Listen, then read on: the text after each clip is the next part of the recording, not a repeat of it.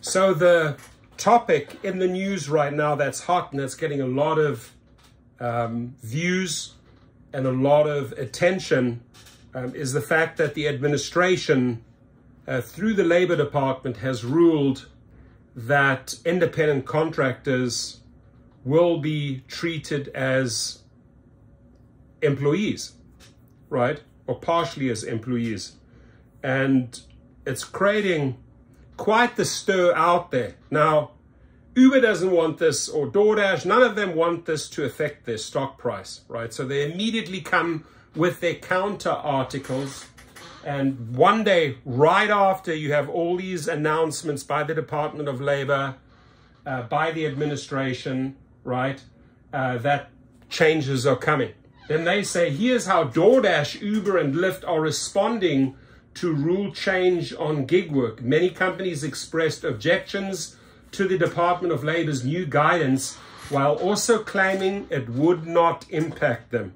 They're all saying, oh, this won't impact us, because they do not want their stock price impacted, right? Another article right here, Uber, White House gig worker rule won't impact us. That's sort of their go-to line. I think it will impact them. And I also believe that if the Labor Department, specifically this lady, right, the acting Secretary of Labor, Julie Su, if you don't start acknowledging the poor pay, you know, $8, $10 per hour, all the bullshit that Uber and Lyft and these gig companies are up to, right? I can tell you something. We have 2024 elections, right? We have 20 million gig workers in the United States.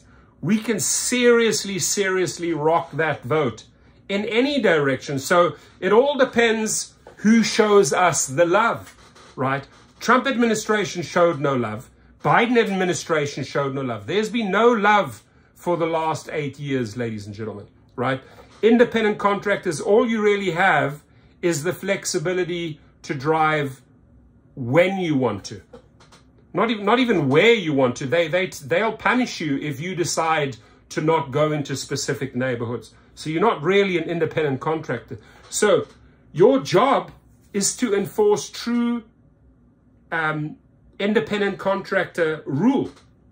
And if you want to add elements like she's trying to do of employee rights, right, or benefits or health benefits, I suggested the hybrid. We've been talking about the hybrid for years. You can have a conversation anytime. Now, the real thing is, ladies and gentlemen, right? The real thing is that this guy here, who's literally in the top legal guy, incentivized to screw over Uber drivers and food delivery drivers, he is married to the lady, that's this lady's sister, Kamala Harris. Guess who she is? Second highest ranking politician in the United States. And I say to that we truly have the ability to rock the gig vote in 2024. So if you do not start listening to us, if you do not start protecting us, if you believe that these companies, right, oh, there's nothing to do with us, won't impact us, doesn't appeal to us, we have the attorneys. Department of Labor, listen up. Administration, listen up. Next administration, listen up. 2024, we're not being nice. We will rock it one way or the other. It's time for these legislators and politicians to show us the love. And the love, my friends, comes in form of dollars. Yes, we need way better pay. We need better safety and many other things. By the way, global protest February the 14th, right? But back to this article here. I just find it bizarre that within 24 hours, they are pushing out the articles and saying, oh, whatever the Department of Labor is talking about doesn't affect us. Who are you to say it's not going to affect you? We will make it affect you. You think that you're bulletproof, that you're immune to any of these changes here? Oh, it doesn't apply to us. We have the attorneys, right? Wait, Wait when we start pushing specific campaigns. The one thing I'm good at, ladies and gentlemen, learned that from my father, who was a political advisor to Ronald Reagan, Gorbachev, and Helmut Kohl and Nelson Mandela. My father wrote 14 books. Major political advisor. The one thing I understand is politics. And the one thing I understand how to influence politics, I've learned from my dad, right? So there is a lot we can do when it comes to 2024. And I want to send all of these companies a very loud message. If you do not start showing the love by February the 14th, the next set of actions is us as a group, 20 million people getting involved in the vote. We can rock that vote, that gig vote, 20 million times, right? So that's when we're going to go heavily into politics. There's 20 million of us. We can sway it anyway. So if you do not sway us the love, if Uber and Lyft don't start listening up, we are going to hit them in the 2024 vote. I can tell you that right now. And by the way, as I've said in other videos, the candidates on both sides, let's say it's Trump, let's say it's Biden, both are shit. There's no one of substance. These are two old fossils, dinosaurs. There's no leader there in those two parties that will really look out for us. So we have to send a resounding, loud message that we have a lot of power from now till November 2024. In fact, don't just count on our 20 million votes. We will exercise those depending on how you behave. So the Department of Labor on Tuesday enacted a new rule aimed at preventing the misclassification of workers as independent contractors. The effort, first proposed in October 2022, provides a guide to whether a worker is an employee or an independent operator under the Fair Labor Standards Act, a difference that could afford someone key legal protections and compensation. Proponents of the rule have said that this guide will allow workers more protections from companies that are working to avoid paying minimum wage and certain benefits like sick leave or paid time off. Opponents argue the ruling will threaten the flexibility that is key for the companies and will lead to onerous costs and regulation. The rule is set to take effect March the 11th. So DoorDash said in a statement that it did not believe the ruling would have a big impact on the company.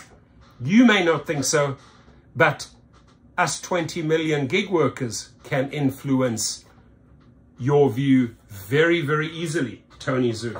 We are confident that Dashers are properly classified as independent contractors under the Fair Labor Standards Act, and we do not anticipate this rule causing changes to our business, the company said, noting that the majority of its gig workers put in relatively few hours. The vast majority of Dashers already have a full or part-time job or primary caregivers, students, self-employed or retired.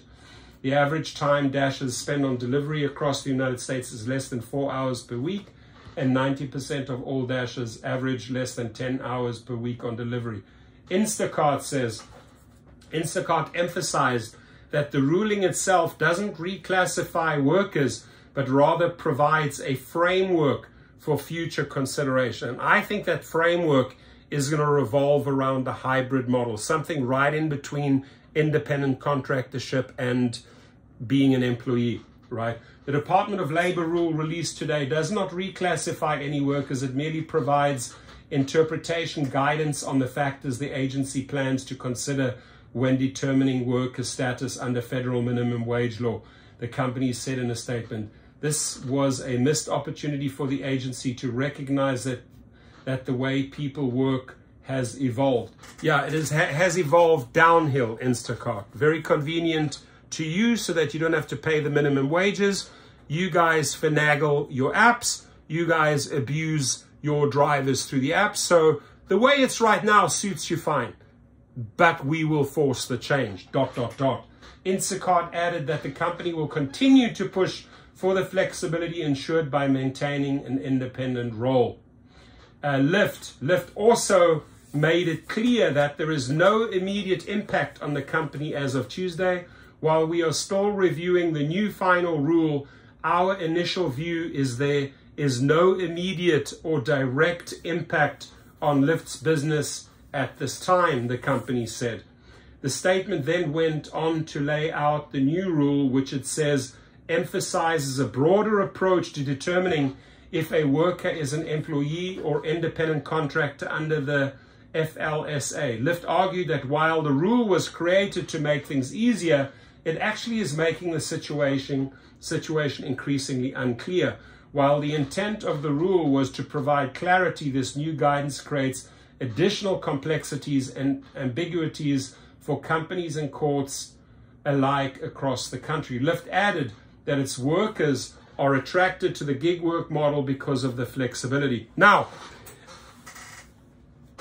they would be committing suicide, the Department of Labor, if they said, okay, every independent contractor is now an employee, right? Employer-employee relationship. Won't happen, ladies and gentlemen. This will not happen. What I foresee, right, obviously, they want to start making money. These companies are not paying a cent in taxes. They're paying nothing to the system. They're not paying the drivers, right? So what I foresee is changes going, guaranteeing minimum wages.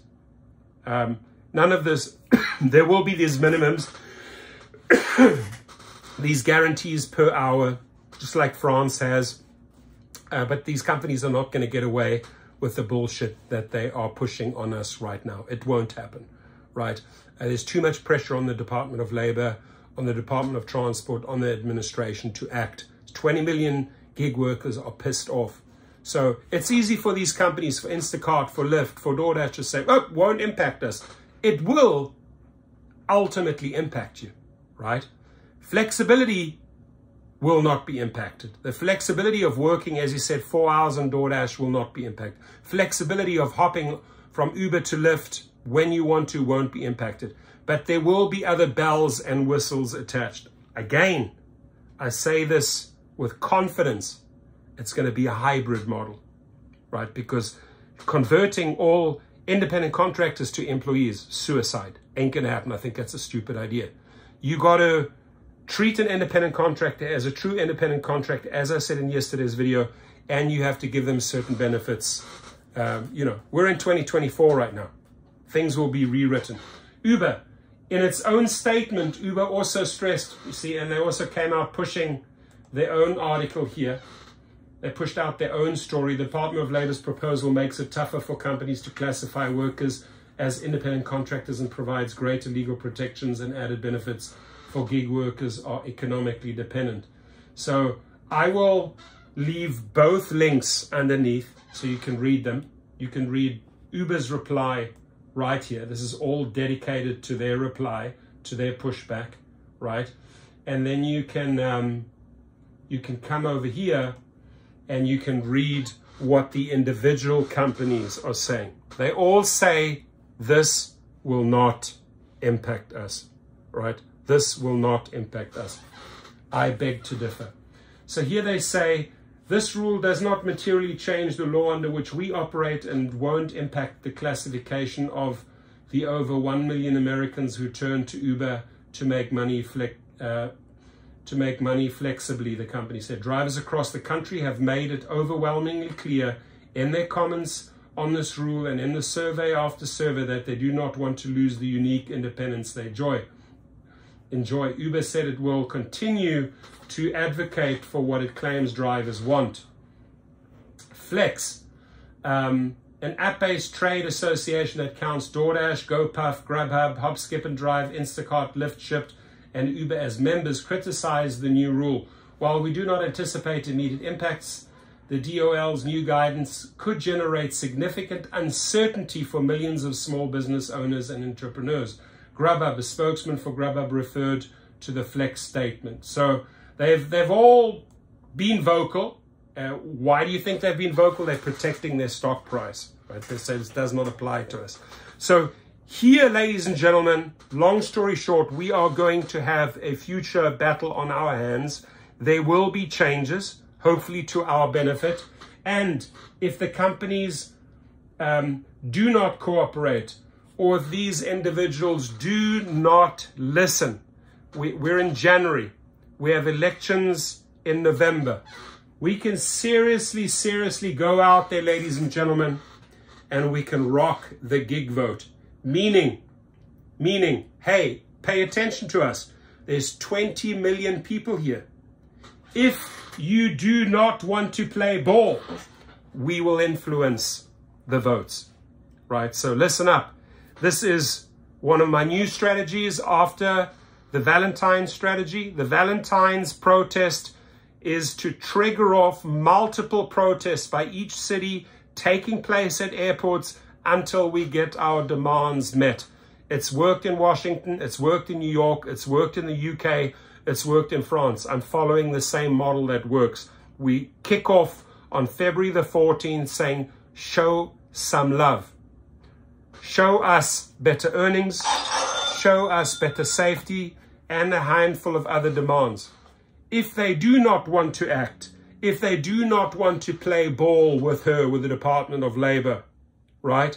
We're going to put pressure on all of them.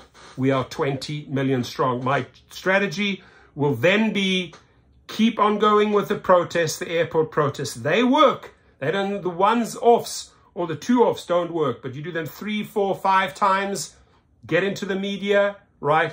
We are going to be announcing the flyers soon. You can print them out. I will also mail out to individuals. We have heart stickers. You can glue them, those hearts, onto the windows of Uber and Lyft so that the people start seeing the hearts. It's all going to go down on February the 14th, right? Let's make some noise. Let's make some buzz. I will send those out in parcels, flyers, to the people that want to distribute in Vegas, in Orlando, right? I'll send them all over the country. All over the country. I'll send them overseas to you because this is a global protest. We have enough time. We're pushing this out soon. I will mail them off. Whether you're in Sydney, whether in South Africa, we will send the flyers your way, right? They're easy. You can even take a regular page like this. There'll be about 4 on a page. You can print them yourselves. You can cut them. But if you need a starter package, I will be sending off those starter packages. And then we will be starting monthly protests at these airports. And then additionally, we'll be coming in with rock the gig vote, meaning pay close attention. Pay close attention. I'm sure you want your job in January 2025, right? And again, I just really hope that I really hope that Biden pulls out and Trump pulls out, and that both sides, Democrats and Republicans, bring a fresh face, right? Someone that's clean, that's not tarnished, that's young, dynamic, both sides, and then we can decide. But that trash on both sides right now, and I call Trump trash and I call Biden trash. You've heard it from me, right? Disappointed in both sides. I really am. And these people, both administrations for 4 years under Trump and 4 years under Biden, have done nothing for us. Nothing at all, right? It's got worse and worse and worse. So this is what we're after, ladies and gentlemen. Get the video out. Sharing is caring, right? Sharing is caring, my friends. And if they are underestimating our 20 million votes, I have news for them. It's going to get very, very interesting in the next few months. 2023, we were nice. They didn't act. 2024, we are no longer nice. It's time to rise up. It's time to protest. It's time to turn to social media. Thank you. I'll leave the links of the articles for you below.